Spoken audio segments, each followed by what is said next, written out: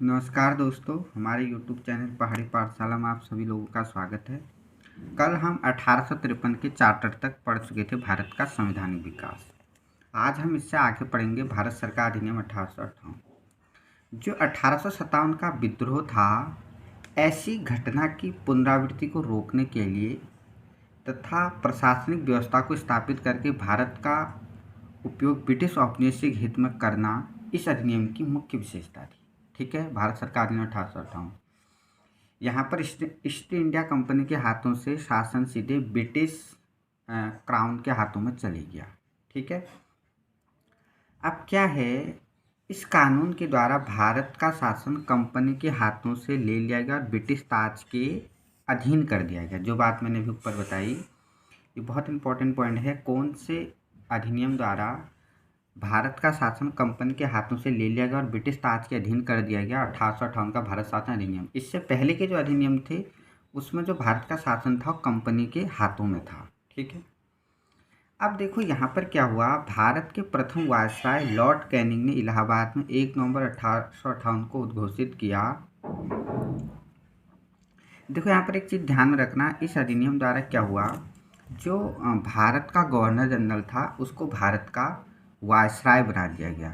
ठीक है, अब अगला पॉइंट है, देखो निर्देशक मंडल और नियंत्रक मंडल को समाप्त कर दिया गया। जो निर्देशक मंडल था रेगुलेटरी एक्ट में बना था 1773 में, और जो नियंत्रक मंडल था ये हमारा बना था पिट्स इंडिया एक्ट 1784 में। जो 6 सदस्यीय राजनीतिक मामले थे उनको नियंत्रित करने के लिए इन दोनों को समाप्त कौन से अधिनियम के तहत किया गया? अगर आपसे पेपर में क्वेश्चन पूछा जाएगा, 1858 का भारत शासन अधिनियम।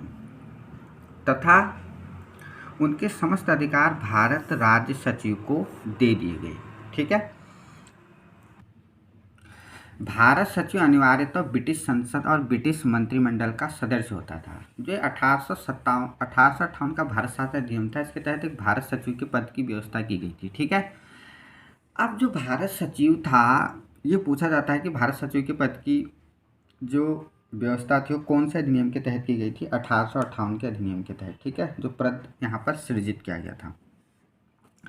आगे देखो, भारत सचिव की सहायता के लिए 15 सदस्यीय भारत परिषद की स्थापना की गई। ठीक है, आपसे क्वेश्चन पूछा जाएगा, भारत सचिव की सहायता के लिए 15 सदस्यीय भारत परिषद की स्थापना कौन से अधिनियम के तहत की गई? 1858 का भारत शासन अधिनियम। अगर इसी चीज़ को हम पीछे लिंक करें, अगर 12 सदस्यीय विधान परिषद की स्थापना पूछा जाएगा, 1853 का चार्टर एक्ट है। ठीक है, आगे देखो, जो भारत परिषद थी इसके 8 सदस्यों की नियुक्ति का अधिकार ब्रिटेन के काउंट को तथा शेष 7 सदस्यों का चयन का अधिकार कंपनी के डायरेक्टरों को दिया गया था। कभी आपसे पेपर में पूछा जाएगा तो। ठीक है, जो भारत सचिव और उसकी परिषद के सदस्यों का वेतन और अन्य खर्चे भारतीय राजस्व से देने पड़ते थे। ठीक है, ये भी इसमें किया गया था इस एक्ट में। भारत सचिव जो अपनी परिषद के सदस्यों को पद से नहीं हटा सकता था। ठीक है, जो भारत का सचिव था, जो 15 सदस्यीय भारत परिषद थी, उसके सदस्यों को अपने पद से नहीं हटा सकता था। उनको पदच्युत करने का अधिकार केवल ब्रिटिश संसद को ही प्राप्त था। अगर पेपर में पूछा जाएगा कभी, जो भारत परिषद थी, क्या उसके सदस्यों को हटाने का अधिकार सचिव को था वहाँ पर? तो नहीं था। ठीक है, भारत सचिव को नहीं था, उनको हटाने का अधिकार केवल ब्रिटिश संसद को ही प्राप्त था। देखो आगे देखो, भारत सचिव भारत परिषद का अध्यक्ष होता था, जो 15 सदस्यीय भारत परिषद थी। इस परिषद के निर्णय बहुमत से लिए जाते थे। ठीक है, इसमें भारत मंत्री को सामान्य मत देने का अधिकार था। आगे देखो, भारत सचिव को गवर्नर जनरल वायसराय की आवश्यक एवं गुप्त पत्र अपनी परिषद को बिना बताए भेजने या प्राप्त करने का भी अधिकार था। ठीक है, अर्थव्यवस्था और अखिल भारतीय सेवाओं के विषय में भारत सचिव भारत परिषद की राय को मानने के लिए बाध्य था। अगर पूछा जाएगा 1858 का जो भारत शासन अधिनियम था, कभी कथन कारक में क्वेश्चन आ सकते हैं, वैसे क्वेश्चन वनडे एग्जाम में कम आते हैं इस टाइप के। ठीक है, उसके बाद अगला देखो, गवर्नर जनरल भारत में ब्रिटिश सम्राट के प्रतिनिधि के रूप में कार्य करने लगा। इस कारण उसे वायसराय कहा जाने लगा, जो कि मैं पहले ही बता चुका हूँ। गवर्नर जनरल की परिषद में विधिक सदस्य तथा एडवोकेट जनरल की नियुक्ति सम्राट द्वारा की जाने लगी। ठीक है, जो विधिक सदस्य हमने पढ़ा था पीछे। 1861 में सर्वप्रथम जेम्स विल्सन द्वारा भारत में बजट प्रस्तुत किया गया था। ये बहुत अच्छा इंपॉर्टेंट क्वेश्चन है। ठीक है, भारतीय उच्च न्यायालय अधिनियम 1861 में आया था। वो भारतीय असैनिक सेवा अधिनियम 1861 में पारित किया गया था। 1858 के भारत शासन अधिनियम के अंतर्गत ये दो चीज़ें भी आती हैं। अगर आपसे पूछा जाएगा भारत में सर्वप्रथम बजट किसने पेश किया था, तो जेम्स विल्सन द्वारा प्रस्तुत किया था 1861 में।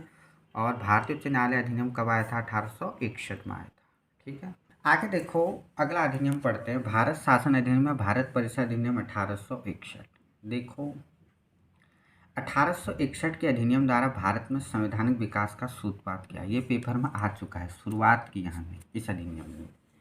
और इससे पहले मैंने बताया था कि केंद्रीकरण कहाँ पर हुआ था, 1833 के चार्टर एक्ट में हुआ था।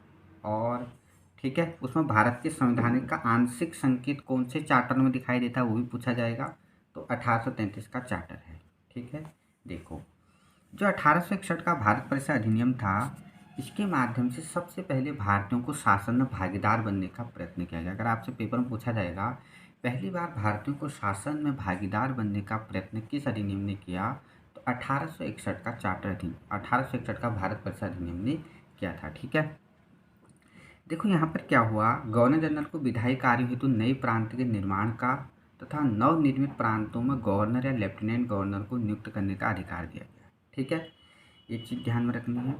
उसके बाद देखो अधिनियम द्वारा केंद्रीय कार्यकारिणी के सदस्यों की संख्या 4 से बढ़ाकर 5 कर दी गई। 5वां सदस्य को विधिवेता होना अनिवार्य कर दिया गया। ठीक है, एक तो ये कर दिया गया।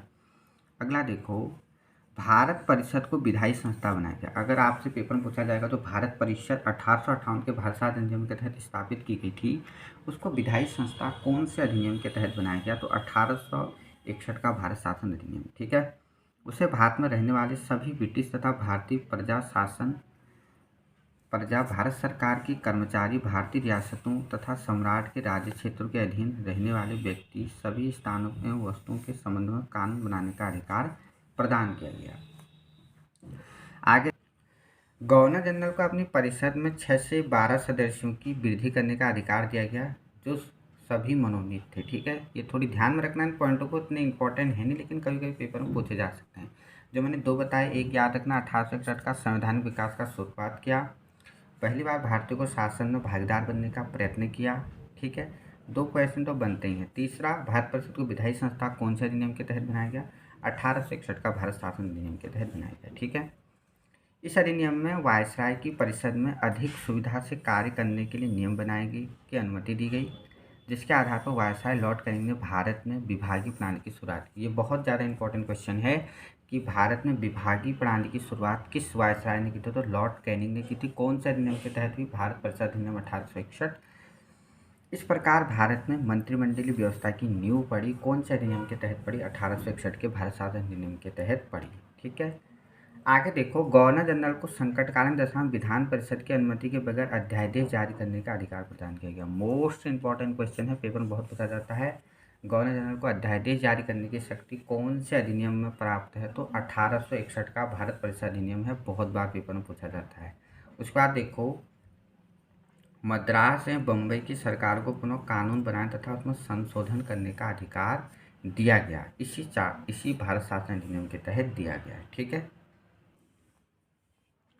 इस एक्ट के अधीन देखो आगे बंगाल, उत्तर पश्चिमी प्रांत, आधुनिक उत्तर प्रदेश में, पंजाब में क्रमशः 1862, 1886, 1897 में विधान परिषदों की स्थापना की गई। मोस्ट इंपॉर्टेंट क्वेश्चन है, किस अधिनियम के तहत बंगाल, उत्तर पश्चिमी प्रांत, आधुनिक उत्तर प्रदेश और पंजाब में विधान परिषदों की स्थापना हुई, कभी पेपर में पूछा जाएगा, 1861 का भारत परिषद अधिनियम।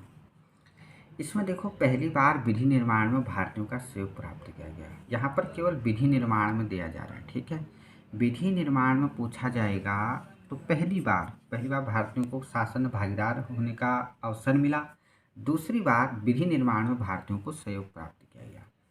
और इसी अधिनियम ने केंद्रीकरण के स्थान पर विकेंद्रीकरण की नीति की शुरुआत की। देखो केंद्रीकरण कहाँ पर हुआ था, 1833 का भारत शासन अधिनियम में हुआ था, और विकेंद्रीकरण की शुरुआत मतलब शक्तियों का विभाजन, वहाँ पर क्या किया था, केंद्रीकरण मतलब शक्तियों का केंद्रीकृत कर दिया गया था, विकेंद्रीकरण मतलब शक्तियों को विभाजित कर दिया गया था। ठीक है, अगला है भारतीय परिषद अधिनियम 1892।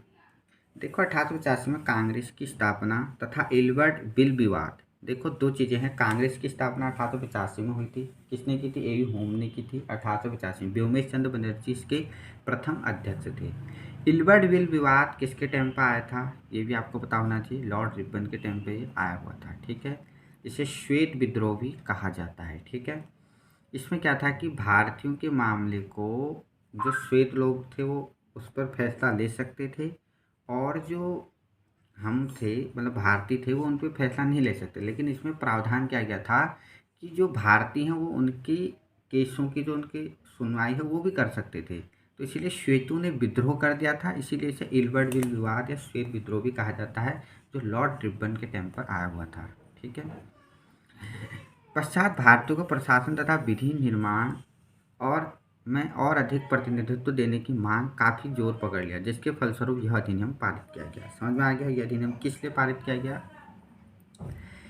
निर्वाचन पद्धति का आरंभ किया जाना इस अधिनियम की एक प्रमुख विशेषता थी। ठीक है, आगे देखो, परिषद के अधिकारों में वृद्धि की गई तथा ये क्वेश्चन बहुत आता है। परिषद के अधिकारों में वृद्धि की गई। भारतीय सदस्यों को बजट पर बहस करने और 6 दिन पूर्व नोटिस पर कार्यपालिका से प्रश्न पूछने का अधिकार दिया गया, किंतु मतदान करने या अनुपूरक प्रश्न पूछने का अधिकार नहीं दिया गया। ये पेपर में बहुत बार पूछा जाता है। पहली बार भारतीय सदस्यों को बजट पर बहस करने और कार्यपालिका से प्रश्न पूछने का अधिकार कौन से अधिनियम के तहत दिया गया? 1892 का भारत परिषद अधिनियम के तहत दिया गया। लेकिन ध्यान में रखना, अनुपूरक प्रश्न, अनुपूरक प्रश्न क्या होता है? जो हम किसी प्रश्न पर प्रश्न पूछा जाता है वो अनुपूरक प्रश्न होता है। ठीक है, जैसे हमने कोई प्रश्न पूछा तो हमने उत्तर पे भी प्रश्न पूछ लिया। ठीक है, वो चीज़ें होती हैं। अगर देखो भारत परिषद अधिनियम 1909, देखो जो भारत परिषद अधिनियम 1909 है इसको मौली मिंटो सुधार कहा जाता है। पहले तो पेपर में यही आता है, भारत परिषद अधिनियम का दूसरा नाम मौली मिंटो सुधार। मौली मिंटो सुधार क्यों कहा जाता है? मौली उस टाइम पर भारत सचिव थे और मिंटो जो थे गवर्नर जनरल थे। ठीक है, 1892 के अधिनियम के दोषों को दूर करने तथा भारत में बढ़ते हुए उग्रवाद एवं क्रांतिकारी राष्ट्रवाद का सामना करना था। इस अधिनियम का मुख्य उद्देश्य था, जो भारत में उग्रवाद बढ़ा था और क्रांतिकारी विचारधारा बढ़ी थी उसका विरोध करना इस अधिनियम की मुख्य विशेषता थी। बाकी देखो, इस अधिनियम को तत्कालीन भारत सचिव मौली तथा वायसराय मिंटो के नाम से मौली मिंटो सुधार भी कहा जाता है। ठीक है, अब जो भारत परिषद अधिनियम था ये सर अरुण डेल समिति की रिपोर्ट के आधार पर पारित किया गया था। अगर आपसे पेपर में पूछा जाएगा किस रिपोर्ट के आधार पर पारित किया गया था, सर अरुण डेल समिति की रिपोर्ट पर पारित किया गया था। ठीक है, देखो इसमें अगला पॉइंट है, इस अधिनियम के द्वारा केंद्रीय विधान परिषद में अतिरिक्त सदस्यों की संख्या 16 से बढ़ाकर 60 कर दी गई। ठीक है, अगर पूछा जाएगा 16 से बढ़ाकर 60 कौन से अधिनियम के तहत की गई? भारत परिषद अधिनियम 1909। देखो, इस अधिनियम के द्वारा भारत में प्रादेशिक चुनाव की व्यावसायिक और सांप्रदायिक प्रतिनिधित्व प्रणाली को अपनाया गया। बहुत इंपॉर्टेंट क्वेश्चन है, सांप्रदायिक प्रतिनिधित्व प्रणाली की शुरुआत कौन से अधिनियम के तहत भारत में हुई? 1909 के भारत अधिनियम मौली मिंटो सुधार। अब क्या था सांप्रदायिक प्रतिनिधित्व प्रणाली? इसके द्वारा क्या हुआ, मुसलमान सदस्यों का चुनाव मुसलमान ही करेगा। ठीक है, मुसलमानों के लिए पृथक मताधिकार था, पृथक निर्वाचक क्षेत्र की व्यवस्था कर फूट डालो राज करो की नीति अपनाई गई। यही थी सांप्रदायिक प्रतिनिधित्व की प्रणाली। ठीक है, पृथक निर्वाचक मंडल के बारे में लॉर्ड मौले ने लॉर्ड मिंटो को लिखा था, हम नाक के दांत बो रहे हैं और इसका फल भीषण होगा। ये भी इन्होंने बात यहाँ पर कही थी। ठीक है, आगे देखो, केंद्रीय तथा प्रांतीय विधान परिषदों की शक्ति में वृद्धि करते हुए सदस्यों को बजट की विवेचना करने, लोकहित के विषय पर चर्चा करने तथा अनुपूरक प्रश्न पूछने का यहाँ पर अधिकार दे दिया गया, जो कि 1892 के अधिनियम में नहीं था। ठीक है, आगे देखो, इस अधिनियम के तहत पहली बार विधि निर्माण में जो भारतीयों को शामिल किया गया था 1861 का भारत परिषद अधिनियम था। लेकिन अगर पूछा जाएगा भारतीयों को प्रशासन तथा विधि निर्माण दोनों कार्यों प्रतिनिधित्व प्रदान किया गया, कौन से अधिनियम के तहत किया गया? तो 1909 का भारत परिषद अधिनियम। ठीक है, सर्वप्रथम भारत परिषद तथा वायसराय की कार्यकारिणी परिषद में भारतीय सदस्यों को सम्मिलित किया गया। ये बहुत ज़्यादा इंपॉर्टेंट क्वेश्चन है, वहाँ पर भागीदार बनाया गया था, यहाँ पर शामिल भी कर लिया गया। और इस सम्मिलित होने वाले भारतीय केसी गुप्ता तथा सैयद हुसैन बिलग्रामी को इंग्लैंड स्थित भारत परिषद में नियुक्त किया गया। ठीक है, ये तो इंग्लैंड में नियुक्त किया गया। लेकिन भारत में किसको शामिल किया गया? एसपी सिन्हा, ये पेपर में आता है, को वायसराय की कार्यकारिणी में एक विधिक सदस्य के रूप में शामिल किया गया। यह वायसराय की कार्यकारिणी में सम्मिलित होने वाले पहले भारतीय थे। अगर पूछा जाएगा वायसराय की कार्यकारिणी में सम्मिलित होने वाले पहले भारतीय कौन थे, तो एसपी सिन्हा थे, जिन्हें बाद में लॉर्ड की उपाधि से भी विभूषित किया गया था। ठीक है, आगे देखो, भारतीयों को संसदीय शासन व्यवस्था का परिचय इन्हीं सुधारों से प्राप्त हुआ, मॉन्यूमेंटल सुधार। इस अधिनियम के तहत भारतीय सदस्यों को पूरक प्रश्न पूछने का भी अधिकार दिया गया। ठीक है, क्योंकि हम ऊपर पढ़ रखे हैं 1892 के अधिनियम में पूरक प्रश्न पूछने का अधिकार नहीं था, लेकिन यहाँ पर जो है पूरक प्रश्न पूछने का भी अधिकार दिया गया। भारत सरकार अधिनियम 1919 देखो अगला। इस अधिनियम में सर्वप्रथम उत्तरदायी शासन शब्द का स्पष्ट प्रयोग किया गया था। अगर पेपर में पूछा जाएगा उत्तरदायी शासन शब्द का प्रयोग सर्वप्रथम कौन से अधिनियम में किया गया, तो भारत सरकार अधिनियम 1919। देखो इसमें क्या हुआ, 1773 में भारत सचिव का खर्च भारत के राजस्व से दिया जाता था। अब यह खर्च ब्रिटिश राजस्व से दिए जाने का प्रावधान किया गया। ठीक है, भारत परिषद के सदस्यों की संख्या न्यूनतम 8 तथा अधिकतम 12 निश्चित की गई। जो भारत परिषद बनी थी 1858 के अधिनियम के तहत। भारत सचिव की सहायता के लिए सर्वप्रथम एक हाई कमिश्नर की नियुक्ति की गई थी। ठीक है, तो पूछा जाएगा कब की गई थी, 1919 के भारत शासन अधिनियम के तहत। अब यहाँ से जो इम्पोर्टेंट क्वेश्चन बनेगा वो देखो। एक तो ये बनेगा उत्तरदायी शासन शब्द का प्रयोग सर्वप्रथम कौन से अधिनियम में हुआ, 1919 का भारत शासन अधिनियम में हुआ था। ठीक है, सांप्रदायिक आधार पर निर्वाचन प्रणाली का विस्तार जो 1909 के भारत परिषद अधिनियम में शुरू हुई थी, उसका विस्तार किया गया। उसे सिख, ईसाइयों, आंग्ल भारतीयों तथा यूरोपीय पर भी लागू कर दिया गया। कौन से अधिनियम के तहत सांप्रदायिक निर्वाचन प्रणाली का विस्तार सिखों, ईसाइयों, आंग्ल भारतीयों तथा यूरोपीय पर भी कर दिया गया था, तो 1919 का भारत शासन अधिनियम। ठीक है, आगे देखो, इस अधिनियम द्वारा केंद्र में द्विसदनात्मक विधायिका स्थापित की गई। देखो द्वैध शासन की बात नहीं हो रही है, द्विसदनात्मक विधायिका हो रही है, अर्थात विधान परिषद का स्थान राज्य परिषद उच्च सदन तथा विधानसभा निम्न सदन वाले द्विसदनात्मक विधानमंडल ने ले लिया गया। 3 क्वेश्चन बनते हैं, ध्यान में रखना। द्विसदनात्मक विधायिका पूछा जाएगा, 1919 का भारत शासन अधिनियम है, वीडियो के पेपर में क्वेश्चन आया था, बहुत बच्चों ने गलत करा था। अगर पूछा जाएगा द्वैध शासन, प्रांतों में द्वैध शासन, 1919 का भारत शासन अधिनियम, प्रांतों से हटाकर द्वैध शासन केंद्र में लागू किया गया, वो 1935 का भारत शासन अधिनियम है। 3 क्वेश्चन बनते हैं जिनमें बच्चे बहुत डाउट होते हैं। देखो, जो राज्य परिषद उच्च सदन के सदस्यों की संख्या 60 थी, जिससे 34 वहाँ पर निर्वाचित हो रहे थे, शेष नामांकित हो रहे थे और उनका कार्यकाल 5 वर्ष का था। जो राज्य परिषद यहाँ पर जो केंद्र में द्विसदनात्मक विधायिका बनाई गई थी, उसमें जो राज्य परिषद था, उच्च सदन था, उसके सदस्यों की संख्या 60 थी और उसमें 34 निर्वाचित होते थे और 26 मनोनीत होते थे, और उनका कार्यकाल कितना होता था, कभी पेपर में क्वेश्चन आ गया टफ क्वेश्चन, तो 5 वर्ष का होता था। ठीक है, और आगे देखो, केंद्रीय विधानसभा में 145 सदस्य थे, एनसीईआरटी में 144 दे रखा है, ध्यान में रखना। अब जो केंद्रीय विधानसभा थी, इसके 104 निर्वाचित होते थे, शेष नामांकित होते थे। लेकिन जो केंद्रीय विधानसभा था, इसके सदस्यों का कार्यकाल 3 वर्ष तक का था। ठीक है, दोनों की शक्तियाँ समान थी, किंतु बजट पर स्वीकृति प्रदान करने का अधिकार सिर्फ विधान परिषद को था। ठीक है, जो जिसका कार्यकाल 3 वर्ष था। अगर पूछा जाएगा 1919 के भारत शासन अधिनियम के तहत जिसमें केंद्र में द्विसदनात्मक विधायिका स्थापित की गई थी, उसमें जो बजट पर स्वीकृति प्रदान करने का अधिकार सिर्फ किसको था, तो विधान परिषद को था। ठीक है, आगे देखो, 1919 के एक्ट की मुख्य विशेषता प्रांतों में द्वैध शासन की स्थापना थी। प्रांतों से द्वैध शासन हटाकर केंद्र में 1935 के भारत शासन अधिनियम में पढ़ेंगे हम। यहाँ पर पूछा जाएगा प्रांतों में द्वैध शासन, 1919 का भारत शासन अधिनियम। इसके लिए केंद्र और प्रांतीय विषयों को पृथक पृथक किया गया। इसके पश्चात प्रांतीय विषयों को पुनः 2 भागों में बांटा गया। ठीक है, प्रांतीय विषयों को फिर पुनः 2 भागों में बांटा गया। सुरक्षित विषय जैसे राजस्व हो गया, न्याय हो गया, वित्त हो गया, पुलिस हो गया, ये सब सुरक्षित विषय थे। और हस्तांतरित विषय में क्या थे, शिक्षा, स्वास्थ्य आदि। ठीक है, देखो प्रांतों में द्वैध शासन का जन्मदाता लियोनार्ड कॉर्टेस थे। ठीक है, इन्होंने अपनी पुस्तक डायकी में द्वैध शासन का वर्णन किया है, पेपर में बहुत बार क्वेश्चन आ चुका है, तो ध्यान में रखेंगे आप लोग। देखो यहाँ पे जो पहली बात ध्यान रखना है, प्रांतों में द्वैध शासन 1919 का भारत शासन अधिनियम, प्रांतों से हटाकर केंद्र में लगाया जाएगा 1935 का भारत शासन अधिनियम। मैंने बहुत बार बात रिपीट करती है, इसको ध्यान में रखना है। इस अधिनियम के तहत भारत में एक लोक सेवा आयोग के गठन का प्रावधान किया गया। कौन से अधिनियम के तहत भारत में एक लोक सेवा आयोग के गठन का प्रावधान किया गया? 1926 में 1919 का भारत शासन अधिनियम। अब क्या था? ली कमीशन की सिफारिश पर किया गया है, ठीक है। ली कमीशन की सिफारिश पर भारत में लोक सेवा आयोग, संघ लोक सेवा आयोग का गठन किया गया, जिसका वर्णन भाग 14 में है, ठीक है। तथा भारत सचिव को भारत में महालेखा परीक्षक की नियुक्ति का अधिकार दिया गया।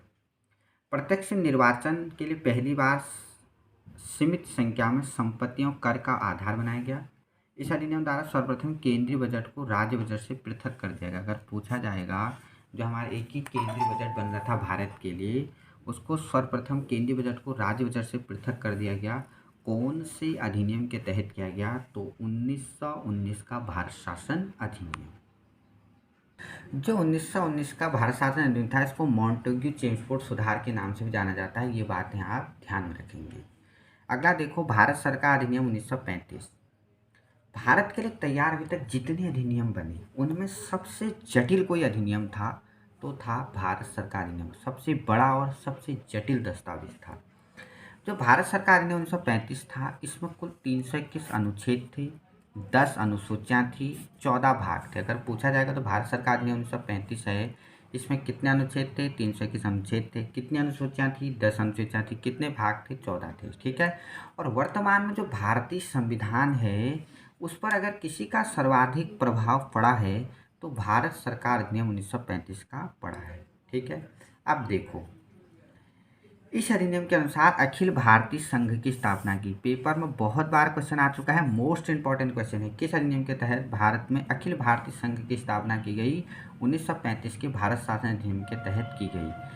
11 ब्रिटिश प्रांतों, 6 कमिश्नरियों तथा अन्य देशी रियासतों से मिलकर होना था। जो ये भारतीय संघ थी, इसकी स्थापना, ठीक है, क्या होनी थी? 11 ब्रिटिश प्रांतों, 6 कमिश्नरियों तथा उन देशी रियासतों से मिलकर होना था जो स्वेच्छा से इसमें शामिल हो। तो ध्यान में रखना, अखिल भारतीय संघ की स्थापना किस अधिनियम के तहत हुई? 1935 का भारत शासन अधिनियम। इसमें कितने थे? 321 अनुच्छेद थे, 10 अनुसूचियाँ थी, 14 भाग थे, और भारत के लिए बनाया गया अंतिम चार्टर था और सबसे बड़ा और जटिल था। और भारतीय संविधान पर किसी चार्टर का सर्वाधिक प्रभाव है तो वो इसी का है। ये पेपर में बहुत बार क्वेश्चन आता है। सर्वाधिक जो हमारे संविधान में लिया गया है वो भारत शासन अधिनियम 1935 से ही लिया गया है। आगे देखो, 1919 के अधिनियम द्वारा प्रांतों में स्थापित द्वैध शासन। मैं पहले बता रहा हूँ, 1919 के अधिनियम के प्रांतों में द्वैध शासन लगा था। एक चीज़ और, द्विसदनात्मक विधायिका अलग थी, मैं समझा चुका हूँ, उसको भी ध्यान में रखना। अब जो 1919 के अधिनियम द्वारा प्रांतों में स्थापित द्वैध शासन था, इस अधिनियम द्वारा उसको समाप्त कर दिया गया तथा उसे केंद्र में लागू कर दिया गया, ठीक है। तो पूछा जाता है, द्वैध शासन प्रांतों से हटाकर केंद्र में कौन से अधिनियम के तहत लागू किया गया? 1935 के भारत शासन अधिनियम के तहत लागू किया गया। पेपर में 100 बार क्वेश्चन आ चुका है, बहुत इंपॉर्टेंट क्वेश्चन है। उसके बाद एक क्वेश्चन यहाँ से और आता है, प्रांतों में स्वायत्त शासन की स्थापना किस अधिनियम की एक महत्वपूर्ण विशेषता है? ये भी पेपर में बहुत बार क्वेश्चन आ चुका है, 1935 के भारत शासन अधिनियम की है, ठीक है। विधि निर्माण हेतु वर्गीकृत केंद्रीय और प्रांतीय विषयों में से प्रांतीय विषयों पर विधि बनाने का आत्यंतिक अधिकार प्रांतों को दे दिया गया तथा उनमें से केंद्र का नियंत्रण समाप्त कर दिया गया, ठीक है। इतनी यहाँ पर आपको ध्यान में रखना है। आगे देखो, भारत शासन अधिनियम 1935 द्वारा देश में एक संघीय न्यायालय की स्थापना की। ये भी पेपर में क्वेश्चन आता है। भारत शासन अधिनियम द्वारा बहुत इंपॉर्टेंट क्वेश्चन आते हैं 1935 द्वारा। संघीय न्यायालय कहाँ स्थित था? ये भी क्वेश्चन आ चुका है, दिल्ली में स्थित था। इसमें एक मुख्य न्यायाधीश तथा अधिकतम 6 अन्य न्यायाधीश हो सकते थे। ये भी कभी पेपर में क्वेश्चन आ सकता है। इनकी नियुक्ति सम्राट द्वारा की जाती थी। जो संघीय न्यायालय था, इसके जो न्यायाधीश थे, इनकी नियुक्ति कौन करता था? कभी पेपर में क्वेश्चन आ गया भारत शासन अधिनियम 1935 में, तो सम्राट करता था। और इसके विरुद्ध अपील पीवी कौंसिल में की जा सकती थी। और ये भी पूछा जाता है कि भारत में संघीय न्यायालय की स्थापना कब हुई? 1937 में हुई, ठीक है। 1 अक्टूबर 1937 से न्यायालय कार्यरत हो गया था, लेकिन संघीय न्यायालय की स्थापना पूछा जाता है देश में कब हुई? तो 1937 में हुई है, ठीक है। अब जो देश में संघीय न्यायालय की स्थापना की गई, इसका मुख्य न्यायाधीश सर मॉरिस गेवर थे, ठीक है। सर मॉरिस गेवर थे। 6 अन्य न्यायाधीश में 2 भारतीय थे। प्रथम जस्टिस M.R. जैकब एवं दूसरे जस्टिस M.S. सुल्तान। ये ध्यान में रखना जो भारतीय थे, क्योंकि 6 अन्य न्यायाधीश थे और मुख्य न्यायाधीश सर मॉरिस ग्योयर थे और 2 भारतीय जो थे उनमें थे, प्रथम थे जस्टिस M.R. जैकब और दूसरे थे जस्टिस M.S. सुल्तान। ठीक है, ये आपको ध्यान में रखना है। आगे देखो शक्तियों का विभाजन, यहाँ से भी पेपर में क्वेश्चन आ चुका है, 1919 का नहीं करना है, वहाँ पर प्रांतों में बांटा गया था। यहाँ पर शक्तियों का विभाजन 1935 के अधिनियम के द्वारा केंद्र एवं प्रांतों के मध्य शक्तियों का विभाजन 3 सूचियों में किया गया था। संघ सूची 59 विषय, प्रांतीय सूची 54 विषय, संवर्ती सूची 36 विषय। ध्यान में रखना है शक्तियों का विभाजन कौन से अधिनियम के तहत किया गया, 1935 के भारत शासन अधिनियम के तहत किया गया, ये भी पेपर में आ चुका है। जो 1935 का भारत शासन अधिनियम था, इसके द्वारा भारत परिषद का अंत कर दिया गया। अब आप लोग कमेंट में मुझे आंसर बताओगे कि भारत परिषद की स्थापना कौन से अधिनियम के तहत की गई थी। ठीक है, ये की गई थी 1858 के भारत शासन अधिनियम के तहत की गई थी। ठीक है, भारत परिषद की स्थापना जो 15 सदस्यीय थी और इसका अंत 1935 के भारत शासन अधिनियम के तहत कर दिया गया। ठीक है, 1937 का विधानसभा चुनाव इस अधिनियम द्वारा लागू होने के परिणाम स्वरूप हुए। तो 1937 के विधानसभा चुनाव किस अधिनियम के तहत हुए थे, तो 1935 के अधिनियम के बाद हुए। आगे देखो, ये फॉरेस्ट गार्ड में क्वेश्चन आया था, किस अधिनियम के तहत बर्मा को भारत से अलग कर दिया गया था, तो 1935 के भारत शासन अधिनियम के तहत कर दिया था। बहुत बार पेपर में क्वेश्चन आ चुका है। और तथा 2 नए प्रांत उड़ीसा एवं सिंध का निर्माण हुआ, कौन से अधिनियम के तहत हुआ, 1935 के भारत शासन अधिनियम के तहत हुआ। ठीक है, 1935 के एक्ट द्वारा प्रांतों में शासन और केंद्र में द्वैत शासन की स्थापना की गई थी। ठीक है, प्रांतों में स्वशासन और केंद्र में द्वैत शासन की स्थापना। देखो यहाँ पर प्रांतों से हटाकर द्वैत शासन को केंद्र में लागू कर दिया गया था। ठीक है, कौन से अधिनियम, 1935 का भारत शासन अधिनियम। प्रथम बार संपूर्ण भारत के लिए संघ शासन की स्थापना, जिसमें भारतीय निर्देशों के राज्य सम्मिलित थे। एक संघीय न्यायालय की स्थापना, द्विसदनीय प्रणाली आदि की स्थापना की गई। संघीय न्यायालय बता चुका हूँ, दिल्ली में बना था 1937 में। अब देखो, जो भारत शासन 1935 था, इसके बारे में कुछ कथन कहे गए। पंडित जवाहरलाल नेहरू ने कहा, यह अनेक ब्रेकों वाली इंजन रहित गाड़ी थी। पेपर में बहुत पूछा जा चुका है, भारत शासन 1935 के संदर्भ में किसने कहा था, यह अनेक ब्रेकों वाली इंजन रहित गाड़ी है, तो पंडित नेहरू ने कहा था। जिन्ना ने 1935 के भारत शासन अधिनियम के लिए कहा था, इसे पूर्णतः सड़ा और मूल रूप से बुरा कहा था। किसने कहा था, मोहम्मद अली जिन्ना ने कहा था। तो दोस्तों, ये था संवैधानिक विकास का पाठ दूसरा। तो आप लोगों को समझ में आया होगा और बहुत आसान शब्दों में मैंने ये चैप्टर समझाने की कोशिश की है। एक बार आप पूरा नोट्स अच्छे से बनाना, पूरा रिवीजन करना, तो लगभग ये आपका पूरा हो जाएगा। अब इसी तरीके से हमारी ज्योग्राफी की दूसरी क्लास आएगी, पॉलिटी की दूसरी क्लास आएगी। अब इसी तरह हम पॉलिटी में अगला संविधान सभा, ये धीरे धीरे पढ़ते जाएंगे। जो भी नए बच्चे तैयारी कर रहे हैं, पुलिस, क्लर्क, इन चीज़ों की तैयारी कर रहे हैं और जीएस यहाँ से पढ़ लेंगे, तो रामबाण सीरीज है। मैं पहले बता रहा हूँ, फ्री में इतना अच्छा कंटेंट मुझे नहीं लगता तुम्हें किसी और यूट्यूब चैनल पर मिलेगा। जो भी उत्तराखंड ग्रुप सी की तैयारी कर रहे हैं बच्चे, तो ध्यान से इन पॉइंटों को नोट डाउन करते हुए चलिए, आप ज़रूर सफलता प्राप्त करोगे। धन्यवाद।